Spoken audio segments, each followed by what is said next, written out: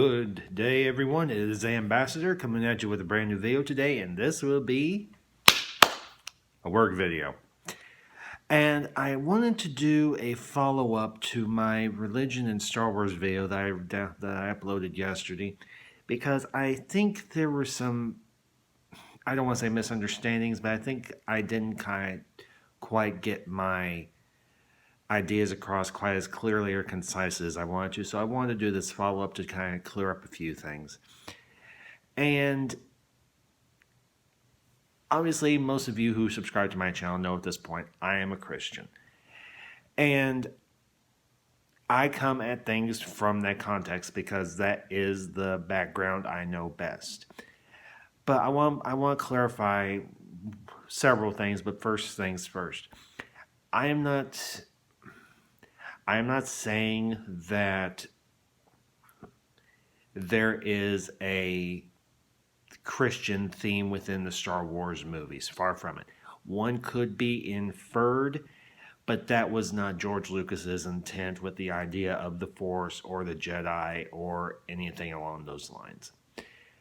I was simply using Christianity as a illustration because that is, as I just said, is the background, is the material that I know best.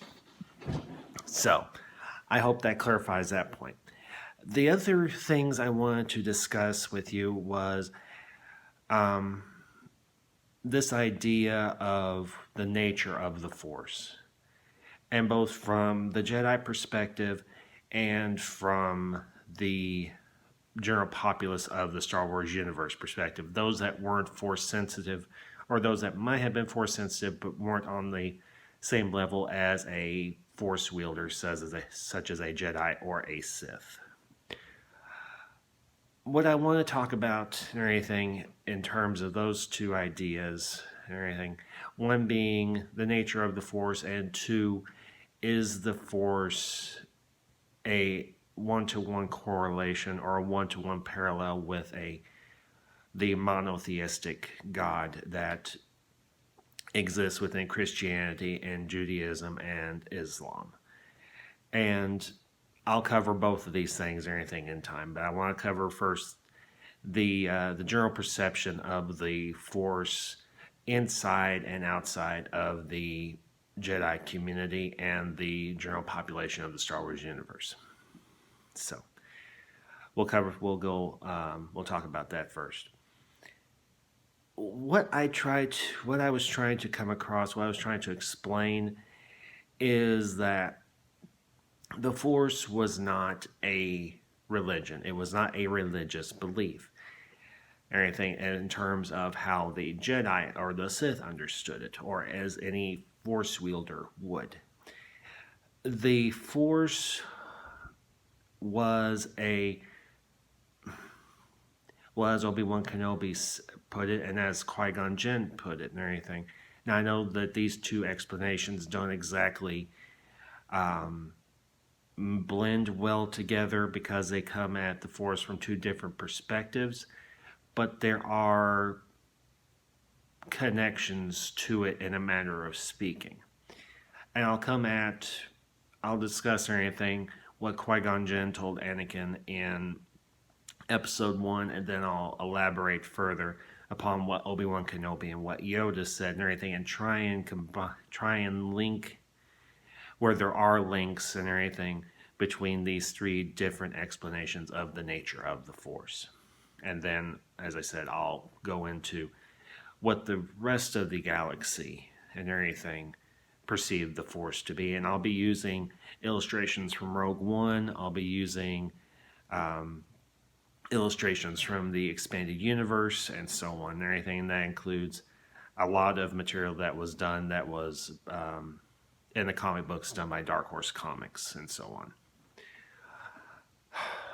What we have as an explanation of the nature of the Force from Qui-Gon Jinn is that the Force exists in this universe, in this galaxy, obviously. And what he tells Anakin is that there are these microscopic organisms known as midichlorians that exist within all living beings. to one degree or another. The higher amount of midichlorians that you have in your body or in your biological systems, the greater the ability you have to understand and manipulate the force. Because if y'all remember, what Qui-Gon says to Anakin is, without the midichlorians, we would have no awareness of the force. We would have no ability to understand the will of it. Because from Qui-Gon Jinn's perspective, the force has a will. And that almost is an allusion to the force having sentient thought. Because to have a will means that one does think, one does have a will. And the nature of the force is to maintain a balance within itself and within the universe. And I know I'm going to be putting a little bit of my own Christian spin on this a little bit. Forgive me.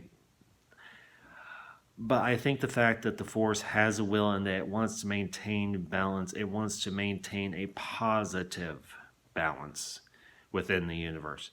It doesn't want, for lack of a better term and everything, I believe the will of the force is to maintain balance within the universe, but to maintain a positive balance, not a negative one. And that's why the Jedi work to maintain a positive balance, or the positive balance that the Force empowers them to do so. Because the Jedi use their ability to wield the Force in a positive way, to maintain a balance that is beneficial to everyone, to all sentient life in the Star Wars galaxy, not to enforce a will that is negative or is tyrannical or eliminates the ability, eliminates the population's free will. That's what I was trying and everything, and I don't think I quite hit the mark on that portion of my discussion yesterday. The Jedi exist as Mace Windu said, as a peacekeeping force. They were never soldiers. They were never equipped to be soldiers. But with their ability to wield the force on varying degrees, they use those abilities as a net benefit to the population around them, be it those within the Republic or outside of it. Now, one of the downsides of the Jedi getting so entangled in the bureaucracy of the Republic was the fact that their ability to maintain that balance that the Force was seeking to maintain was they were not fully effective in doing it. And you see this particularly in the prequel movies. Because eventually the Force falls out of balance due to the actions, obviously, of Emperor Palpatine and of Anakin Skywalker. One second.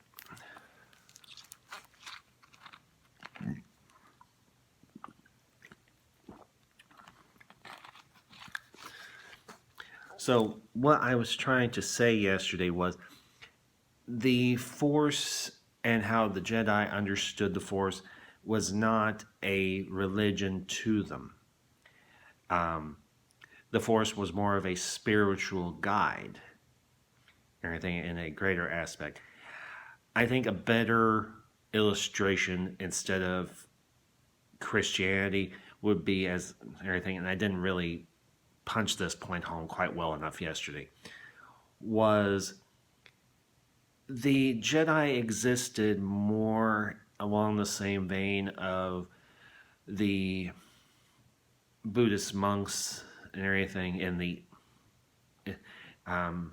Far East, and they exist around the world, obviously. Now, I don't know a great deal about Buddhist monks, but if you look at how they live, if you look at the fact that they live a very simple and a very simplistic life that is focused more around self-reflection and being a benefit to others that they exist with, although they do live very separately from the rest of the world, so that they can meditate upon the tenets of the Buddhist faith. I think they would be a much better illustration or a parallel in comparison to the Jedi Order. Because initially, the Jedi Order, or the Jedi, the ancient Jedi, they kind of they very much kept to themselves and everything within the Star Wars galaxy or in the Star Wars universe. They didn't really interact all that often or all that much with the general population. That wouldn't come until much, much later on in their history. So, that being said, I hope that is a much better illustration and much better explanation. Elaborating further, when we come to the original trilogy movies, you've only got a couple of Jedi that are still, that we see on screen. Obviously, there probably were other Jedi that had survived Order 66. But the two we have and everything are obviously Obi-Wan Kenobi and Yoda. And their perspective on the Force was much different from what Qui-Gon Jinn tried to explain to Anakin in Episode 1. They presented the Force as much of a more mystical or spiritual dynamic, or in a much more spiritual or mystical dynamic, rather. Because Obi-Wan Kenobi explains the Force to Luke as it is an energy field created by all living things. It binds us, it penetrates us, it unites the galaxy together. Best way I remember that quote. And I think this idea of the Force being an energy field that is generated by all living things, it does harken back to what Qui-Gon Jinn told Anakin in Episode 1, because if the Force is an energy field that is generated by living things, then part of that Force, that energy field, is the midi-chlorians. And they exist symbiotically with all living things and everything in the Star Wars galaxy. And they allow that mystical energy field allows as Obi-Wan tells Luke, it gives a Jedi their powers, which is in keeping very much with what Qui-Gon Jinn tells Anakin. Because without the midi-chlorians that exist within a person, that person would not be able to wield the Force. And not only that, it would not allow, that person would not be able to do the other, tap into the other abilities that the Force can benefit. Because one of the other aspects of the Force and everything that I didn't quite hit upon as well as I wanted to was this idea that as a person meditates in the Force and becomes more in focus or more in tune with the Force, they have this ability to perceive the future or the past, as Yoda told Luke in Empire Strikes Back. As Yoda said, you can see the future, the past, old friends long gone. And Luke does tap into that ability very briefly, and he sees this event and everything where Han and Leia and Chewie and 3PO are in danger on Bespin. But it's not a perfect and clear image. But I think the interesting thing about this, because you also see it in the prequels and everything, and whether it was Palpatine manipulating Anakin or it was Anakin's own inborn gifts and everything within the Force, that's beside the point. I'm in this particular context. The fact that the Force allows a person to see events of the past or see events of the future allows that person to either act or not act upon what they have seen. And this ability to see the events and everything beyond one's own time frame is a very interesting aspect of the Force that hasn't been really discussed in any great depth. And I want to take a few minutes here to discuss this because it kind of feeds also into this concept of the Force having a will, and so on. I think this idea that the Force gives the Jedi or even the Sith, we don't know if this is a aspect of the Force that the Sith have access to, but an argument could be made that they do. But I think the fact that the Force allows those that are able to to wield it and to focus in upon it, and it gives those persons precognition, access to future events, is a very interesting one. Because for the Jedi to be able to maintain the balance within the Force, they would need to have access to knowledge beyond their own time frame. And I think the Force allowing the Jedi the ability to do this is honestly a very interesting one. Because obviously we as human beings in the real world, we can't see beyond our own time, beyond time. And this idea of the Jedi having this ability to see beyond their own time, or see into the future, or see into the past, whatever the case may be, is a very intriguing one. Because, give me just a minute.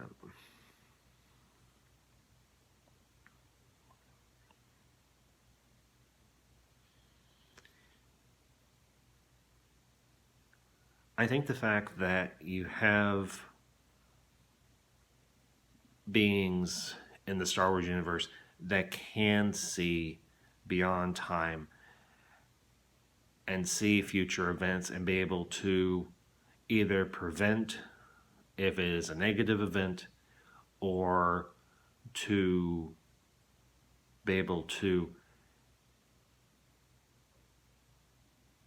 act upon those events or anything down the road if it is something that is going to be of benefit, is an interesting one. Because it is that ability to see beyond time through the Force that allows the Jedi to maintain the balance that the Force wants to maintain within the Star Wars galaxy.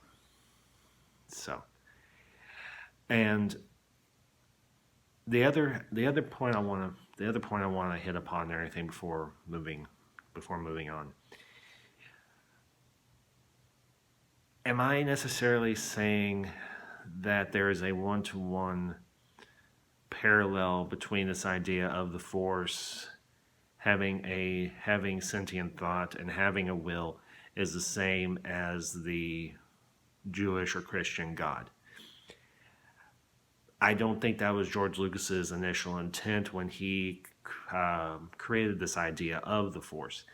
Do I think that there are aspects to this idea? Maybe. But what I did very inaccurately yesterday in my video was try to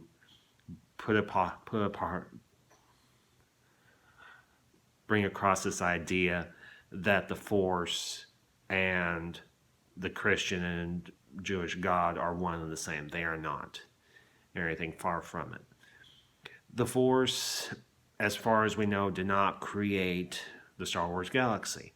It is a part of the Star Wars galaxy, but as to the best of our knowledge, everything within Star Wars lore, that was not the Force's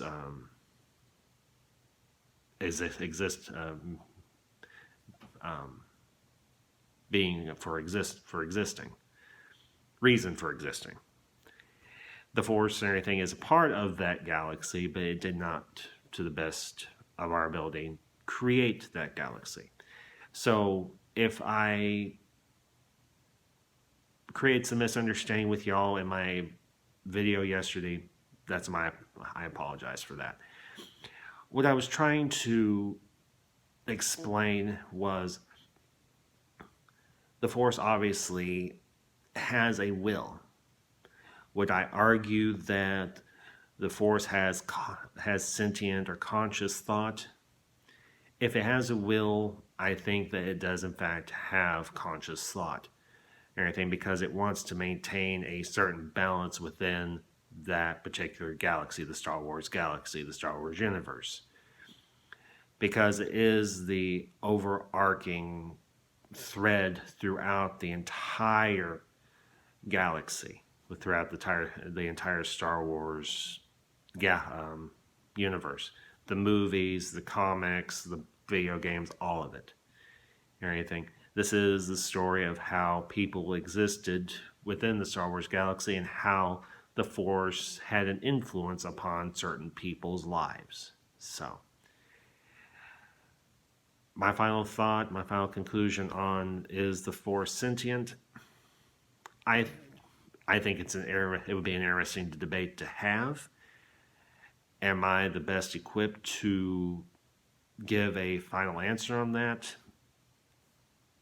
I'm not going to pretend that I am. I think that is something that may be better for maybe a live stream or anything, and have a discussion with several other people as to this idea, is the Force sentient? So, and that might come down the road. But the other point I wanted to hit upon, and everything that I didn't quite get across as well as I would have liked yesterday, with my video on religion and Star Wars, is the perception of how the general population of the Star Wars galaxy perceived, or its impressions, or people's impressions of what the Force was. And that's where, honestly, I think I got my ideas kind of mixed up. Because obviously, as I hope that I've given a much better representation of how the Jedi perceived the Force, and it wasn't in a religious aspect, far from it, or it was more in a spiritual aspect. And I think that, honestly, is a better way of perceiving or explaining the nature of the Force and how people within the Star Wars galaxy understood it. And this is where I'm going to call upon some material from the Rogue One movie and some other expanded universe material and everything, at least what I can recall. I think for the general population of the Star Wars galaxy, those that were not sensitive to the Force but were aware of the existence, obviously, of the Jedi, and had a idea of what maybe the Force was, I think that is where this idea of a spiritualism or mysticism, a mystic understanding of the Force, sprouted up. Now, does this spiritual or mystical understanding have some connections to what we consider religion in the real world? Yeah. At least I believe they do. If you all disagree, that's your right. But I think the interesting thing with Rogue One in particular is we have a perspective of the Force that we did not originally have. Now, there isn't a whole lot there, but I think there's enough to discuss, at least for a few minutes or anything. And again, if y'all disagree, that's okay. This is just my 2 cents on the matter. I think the fact that you have several scenes throughout Rogue One and everything, you have several people within that movie who have a different perspective on the Force and everything that isn't so much in the same vein of what the Jedi understood the Force to be, is an interesting one. Because at the beginning of Rogue One, you have the Erso family, you have Galen, Lyra, and obviously Jyn Erso and everything on that whatever planet that is and everything. And they realize they've been discovered by the Empire. And you have a couple of brief exchanges between Jyn and her mother, where Lyra Urso, she takes a kyber crystal necklace and ties it around Jyn's neck, and she tells Jyn, trust in the Force, and it will protect you. I think the interesting thing is the fact that you have a person that obviously has no ability to manipulate the Force, but still is aware of it. And you have this kyber crystal necklace as a symbol of how the general population understands the Force. It's a symbol, it's an icon of how people within the Star Wars galaxy understand the Force.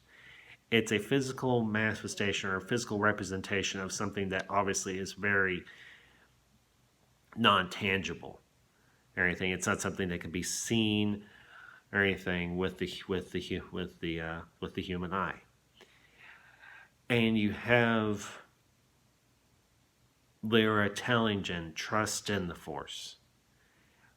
Almost like, put your trust in the Force and it will guide you, it will protect you, and it'll look after you if we're not able to do so. And ultimately, that is what happens. And I think, honestly, that is a very interesting aspect of, and it expands upon this understanding of the Force in the Star Wars galaxy. Because up until this point, the only perspective we've had on the nature of the Force was obviously from the Jedi and obviously the Sith.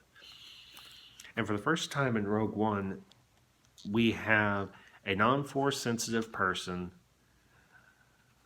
presenting a perspective on the Force that is actually very new and very different.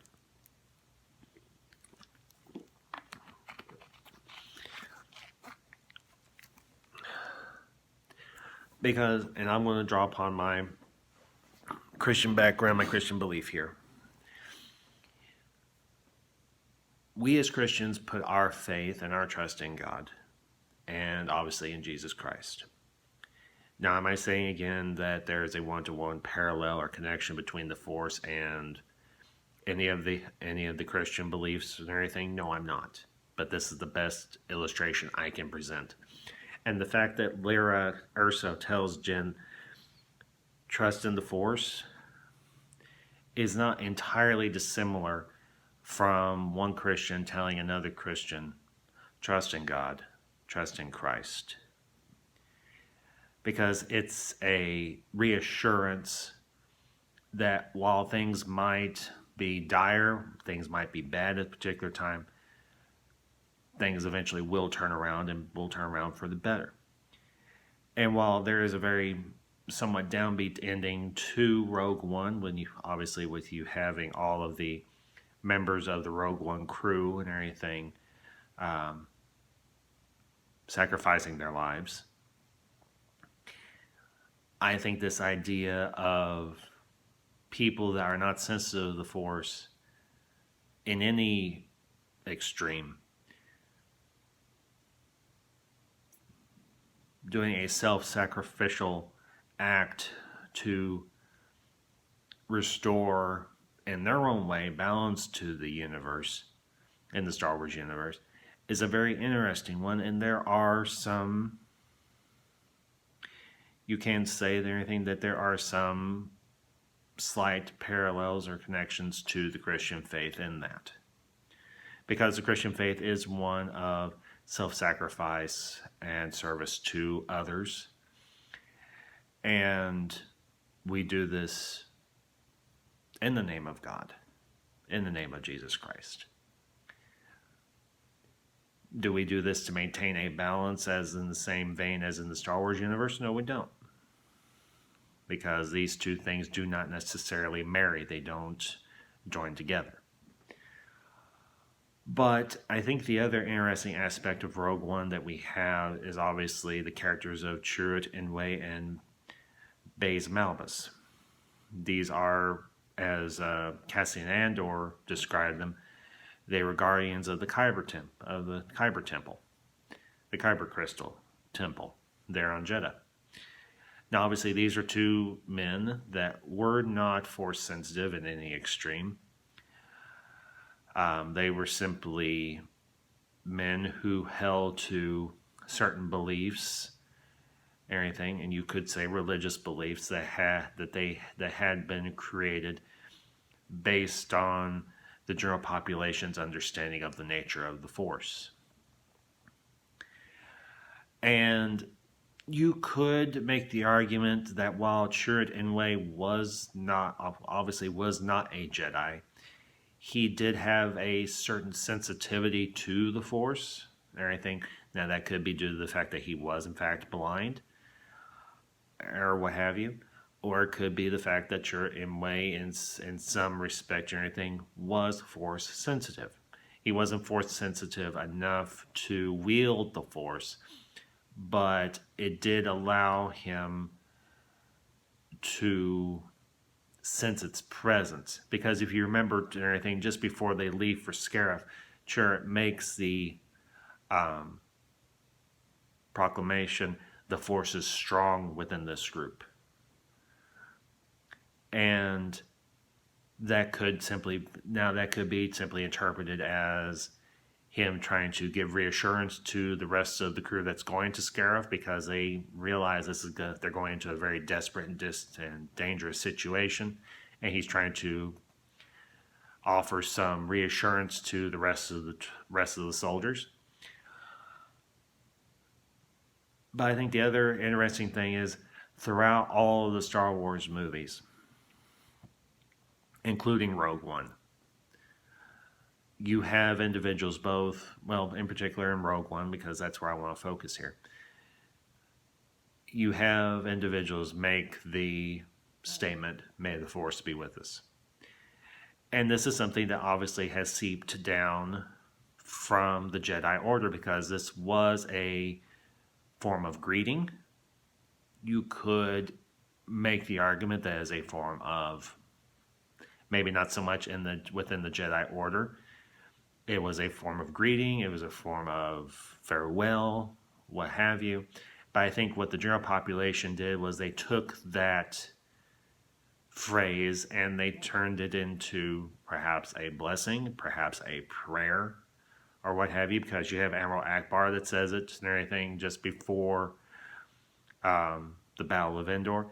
Now, obviously, the Rebel Alliance used it as a battle cry, as a rallying cry and everything, and there is not necessarily anything wrong with that, because the ideals of the Jedi being protectors of the galaxy was something that resonated very strongly, obviously, with the Rebel Alliance. And the fact that you have Bail Organa send his adopted daughter and everything off on this very dangerous mission to recruit Obi-Wan Kenobi into the Rebel Alliance and everything presents this idea that the Rebel Alliance held up the Jedi to a level of respect, which I don't think is unearned. Because despite all the errors that the Jedi made throughout their history, and in particular in the prequel movies, there were quite a few members of the Order that the general population, and in particular those within the Old Republic government, still held a great deal of respect for.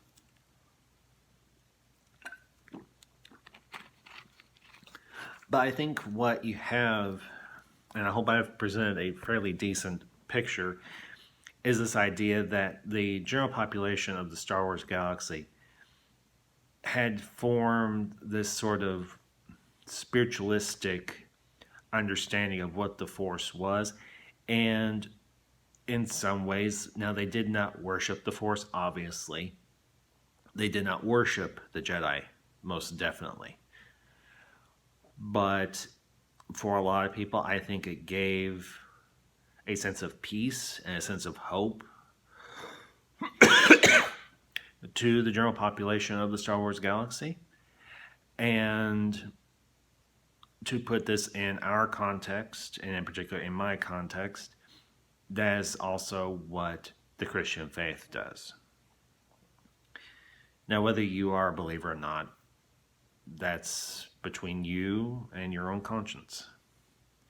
Myself, I am a Christian, as I've stated on several occasions. So I think for me, this idea of there being a sort of spiritualistic religion within the Star Wars galaxy is a very appealing one.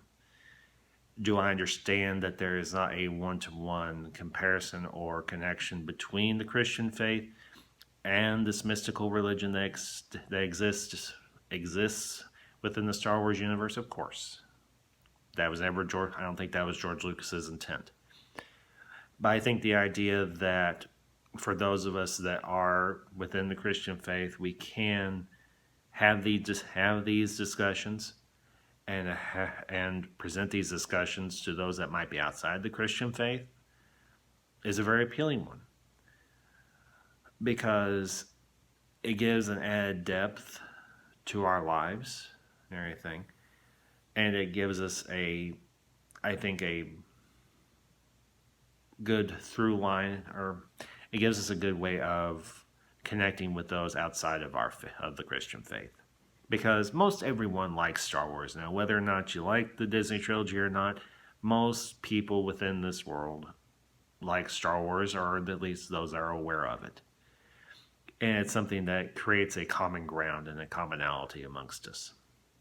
And I think that was George Lucas's intent. Was the fact that this universe gave us all a place that we could find common ground on. Now, whether we agree to disagree or whether we disagree without any hope of, finding common ground is okay. But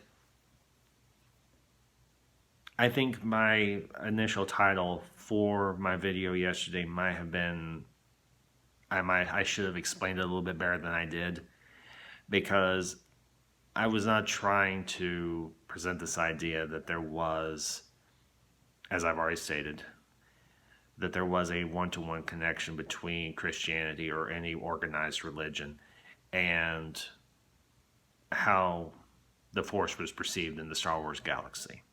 Far from it.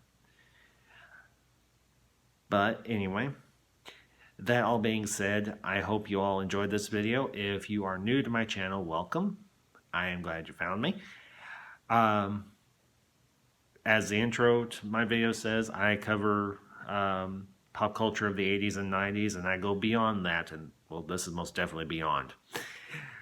If you have not subscribed and everything, you found this video of interest, please consider subscribing. If you're already subscribed, hope you all enjoyed this. Obviously, hit that like button, give this video a share, because I am trying to grow my channel, and the best way for that to happen is for my videos to be shared and to be liked and everything, so that I can get traction here on YouTube. If you want to contact me directly, I am on Twitter. I can be reached at Rogue5778. I do accept direct messages if y'all want to direct message me. I will be doing a live stream this weekend, either today, Friday, or possibly tomorrow, Saturday. Haven't decided on when yet and everything, and I'm still bouncing around a few ideas for topics and everything for the live stream.